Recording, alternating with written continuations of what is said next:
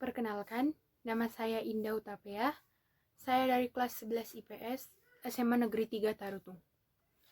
Di sini saya akan mempresentasikan hasil dari pembelajaran saya, yaitu perdagangan internasional.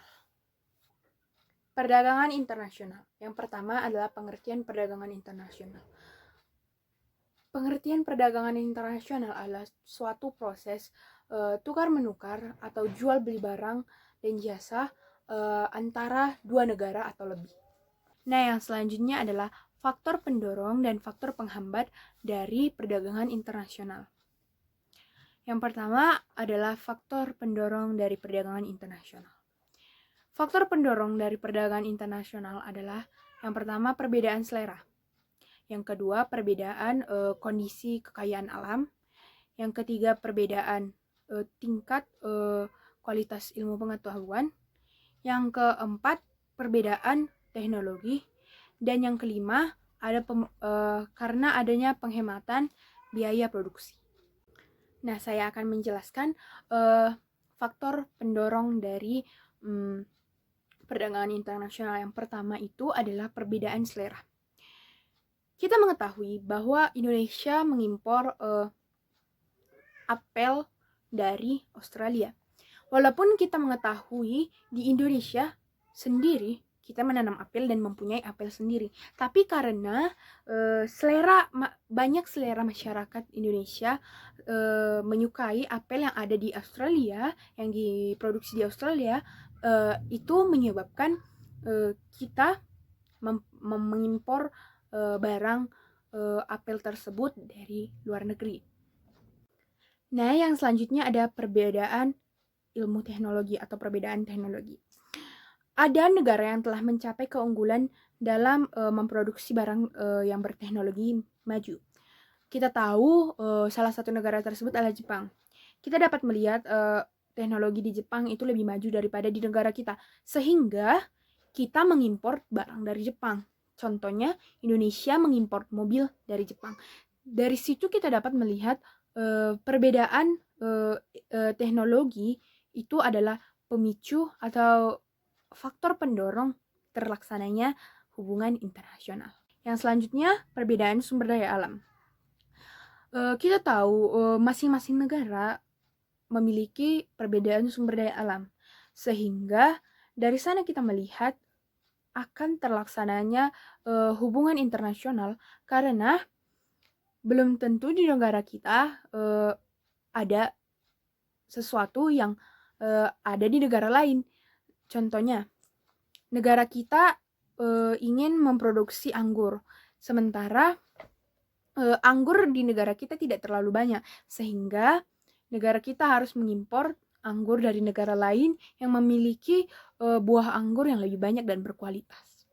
Yang selanjutnya, penghematan biaya produksi. Perdagangan internasional memungkinkan suatu negara dapat memasarkan hasil produksinya ke banyak negara, sehingga negara tersebut berproduksi dalam jumlah besar.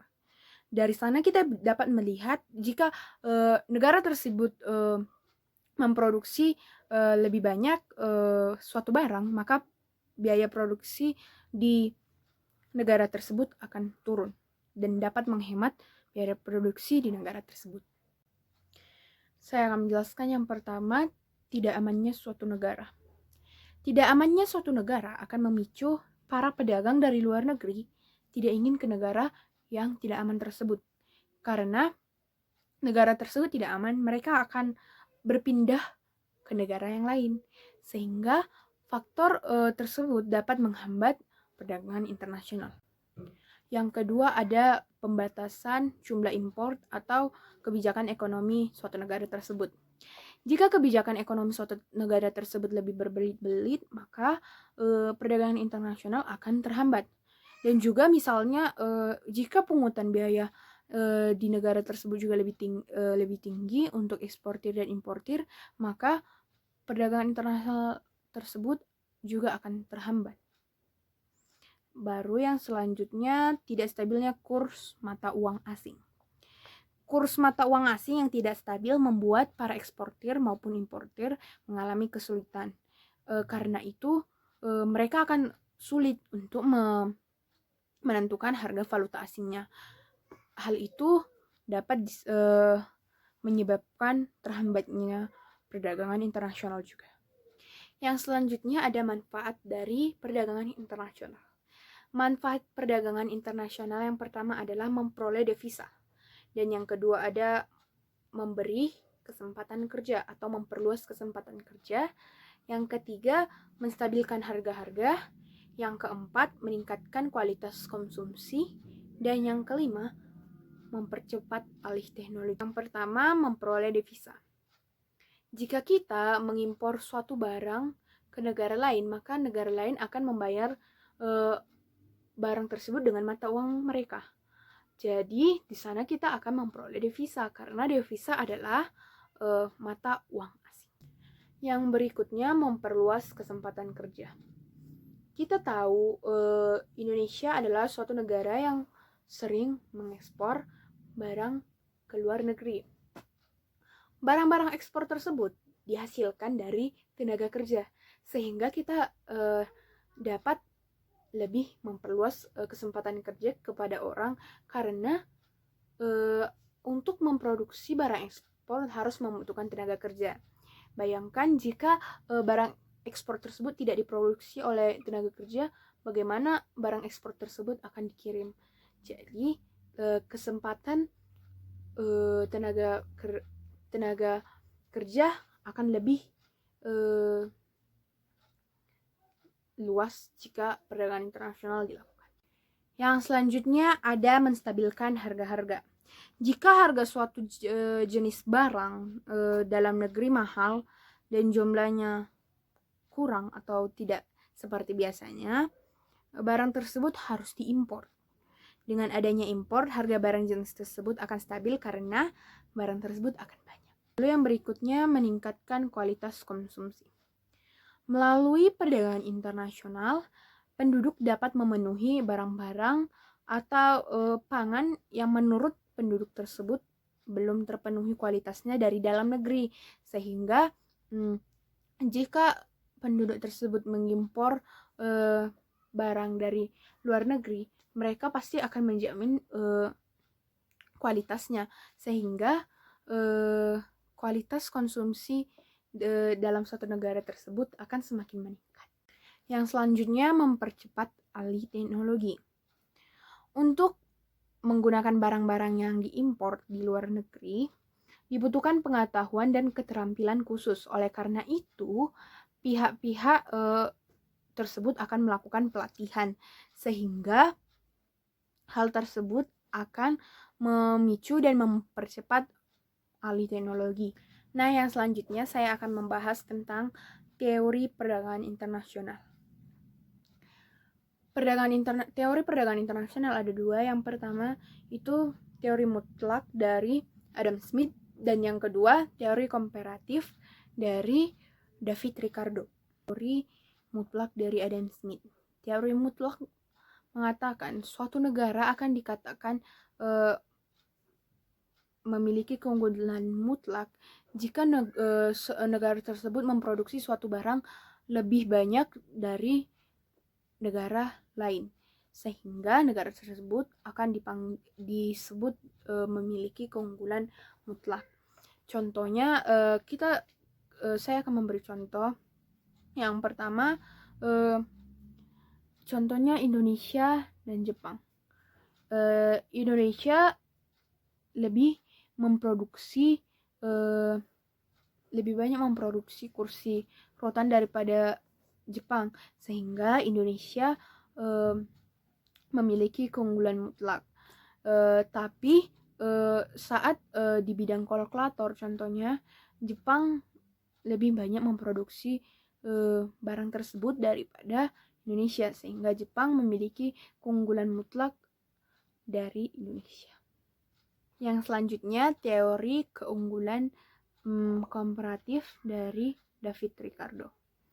David Ricardo mengatakan bahwa perbedaan keunggulan komparatif juga dapat memberi keuntungan bagi masing-masing negara. Walaupun satu negara memiliki keunggulan mutlak, tetapi negara lain juga akan memiliki keuntungan dalam perdagangan internasional tersebut. Yang selanjutnya ada kebijakan perdagangan internasional. Kebijakan perdagangan internasional meliputi dua bidang. Yang pertama kebijakan internasional di bidang impor dan kebijakan perdagangan internasional di bidang ekspor. Di bidang impor ada 4 kebijakan. Yang pertama kuota, yang kedua tarif, yang ketiga subsidi, dan yang keempat larangan impor. Dan di kebijakan perdagangan internasional ekspor ada beberapa kebijakan. Yang pertama diskriminasi harga, yang kedua pemberian premi atau subsidi, yang ketiga ada dumping, yang keempat ada politik dagang bebas, dan yang kelima ada larangan ekspor. Di bidang impor, yang pertama ada kuota. Kuota artinya jumlah yang ditetapkan dalam suatu kegiatan. Jadi jumlah yang ditetapkan di negara tersebut adalah jumlah barang yang dapat diimpor dalam masa tertentu. Yang selanjutnya ada tarif. Kebijakan tarif ini diambil pemerintah untuk menetapkan tarif yang tinggi untuk mengimpor suatu jenis barang, sehingga barang yang diimpor akan lebih mahal dari barang yang ada di dalam negeri, sehingga barang-barang yang ada di dalam negeri tidak kalah saing dan masih dibeli oleh konsumen. Berikutnya ada subsidi. Kita tahu perbedaan harga barang dari luar negeri dan yang ada di dalam negeri itu sangat berbeda. Ada juga kemungkinan barang yang ada di luar negeri itu lebih murah daripada barang yang ada di dalam negeri, sehingga banyak masyarakat lebih ingin membeli barang yang ada di luar negeri. Dari situ pemerintah memilih kebijakan subsidi. Dengan memberikan subsidi, masyarakat lebih memilih membeli barang yang ada di dalam negeri dan tidak melupakan barang ada di dalam negeri. Yang selanjutnya adalah larangan impor. Larangan impor dilakukan suatu negara karena negara tersebut ingin menjaga negaranya dari barang-barang yang berbahaya, sehingga negara tersebut melarang terjadinya impor pada barang-barang yang berbahaya. Lagi pula kita tahu jika mengimpor kita akan mengeluarkan devisa. Jadi larangan impor dilakukan agar kita dapat menghemat devisa. Yang selanjutnya saya akan membahas tentang kebijakan perdagangan internasional di bidang ekspor. Yang pertama ada diskriminasi harga. Diskriminasi harga adalah suatu tindakan dalam penetapan harga barang yang berbeda tetapi barang tersebut sama. Ada harga barang yang lebih tinggi dan harga barang yang lebih rendah. Yang selanjutnya ada pemberian premi atau subsidi. Kebijakan ini diambil pemerintah untuk memajukan ekspor dengan memberi premi kepada badan usaha yang melakukan ekspor. Yang selanjutnya ada dumping.